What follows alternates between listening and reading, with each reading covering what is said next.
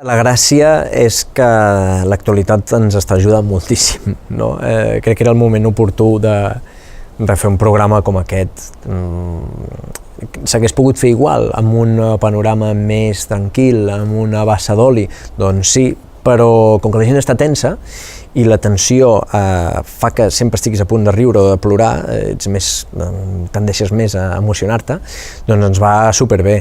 Hi ha canvis per tots i tots els companys que estem treballant a tele i a ràdio sabem que és un moment delicat, un moment polític delicat. Hi ha decisions que van més enllà del que hauria de preocupar-nos, que són audiències, qualitat tècnica del programa, el que fos va més enllà, són decisions polítiques i no ens afecten. Cada cop hi ha menys diferència entre mitjans públics i privats a l'hora de dir el que volem i el que pensem. Va haver un moment que estava molt clar que hi havia coses que no podies dir segons a quin lloc i la línia s'ha diluït moltíssim per les dues bandes. Crec que ara mateix no hi ha diferència entre el que es diu en un mitjà públic i el que es diu en un privat, a Catalunya, com a mínim.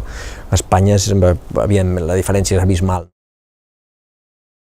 La meva resposta oficial és no ha de tenir límits l'humor i la extraoficial és que quan una cosa no fa gràcia o ofèn més que no fa gràcia, crec que hi ha no un límit, però sí una mena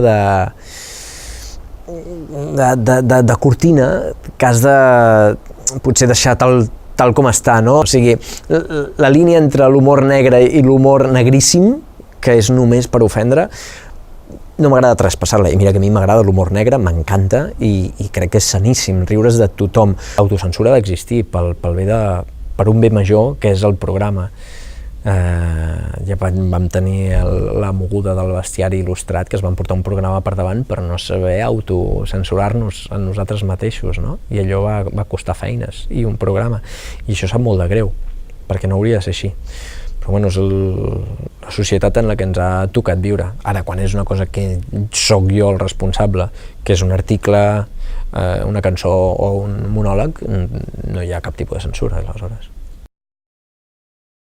Trobo molt sa no mirar Twitter tot el dia, no mirar la tele, no mirar la ràdio, desconnectar totalment, perquè el que et surt, el que crees tu, és més sincer, és més honest, no? És una cosa que surt de tu mateix.